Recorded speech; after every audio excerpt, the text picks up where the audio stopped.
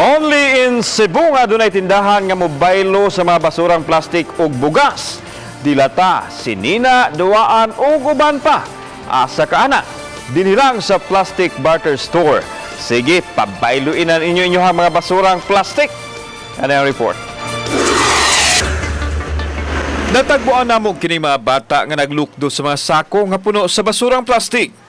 Girombo nila ang usa ka tindahan sa may Mabini Street, ang Plastic Barter Store. Ayo, timbang ni te. Yes. Plastic. Ada yon. Gipatimbang nila ang mga dalang plastik nga basura nga miabot kini og pipila ka kilo. Inay kwarta lahi ang gibayad sa tindera. Gipapili ang mga bata silang gustong produkto sa ilang tindahan. Matag 4 ka kilos basura, mahimong bayluan og 1 ka kilong bugas. Mahimo sab bayluan og mga sinina. Apan mas gipili sa mga bata nga tsinilas ang ilahang ipabaylok. Lipay sila dihang nagdungan sa pagsulob sa ilang tsinilas. Si Renz, kauban iyahang manghod, nangayo og bugas nga baylo sa plastik nga mga basura aron adunay makaon ang iyahang pamilya. Si John Ray, nga nagmedyas lang nga maoy gigamit nga hapin sa tiil, nakaginhawa na kay naa na may tsinilas. Salamat. Ay natagaan mig mga bugas. Mga kuan, plastic batol, mga kuan. Paunsa man to nimo dire? Ako ipailis og sanilas. Sinilas nga no, dugay na kaway sinila. O, dugay na. Inay, maglaroy-laroy nga way tumong sa kadalanan. Manguha ang mga bata og basura kay naaman sila'y mapaabot.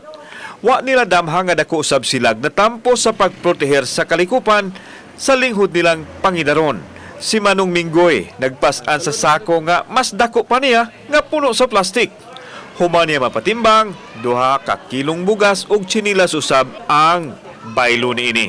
O kada adlaw masura, mo kay lain pangitaan, masura man. So doon na tayo pagkaon sa basura? Oo, na, kanang bugas nga pinaylo mo sa ilong hagon, kanon.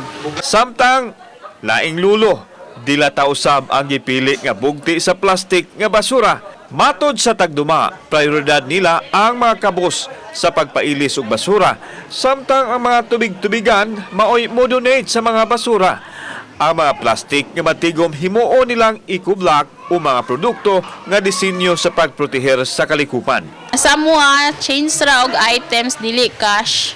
Kanang hanalitan 4 ka kilo yung plastic, kanang na siya 1 ka kilong bugas or mapili siya kung sa gusto na ganahan niya sinina, school supply ba or chinelas. Ang chinelas na mo is 2 kilos. So sa tuwa pa nga itong mga basura na dili madawat sa junk shop, dawato na muna siya pero hugasan lang. Ang Plastic Barter Store bunga sa iniusang konsepto sa mga grupo nga nagpakabana sama sa Balay Samaritano nga giabagan usab sa ubang pribadong pundok sama sa civil group. Usa lang kini sa programang dunay timang pagpakabana sa katawhan nga nanginhanglan ug labaw sa tanan sa environment. Kisa man ganitong ganahan mo donate sa plastic barter kay nang dawat mig donation na makatabang mo sa kami nagkalisod ba na exchange lang plastic mo dawat mi diri na namin dapita sa Manalili dool sa katedral. Mga sample pwede ninyo i-donate mga sinina ba or school supply, mga canned goods, bugas. Pwede mi mo dawat ana. Ang Plastic Barter Store nagpakita nga tinuod yun nga adunay kaayuhan nga makuha kung magpakabana kita sa paghipos sa atong basura. Kauban si John Solon, ako si Alan Domingo. Balitang Bisdak.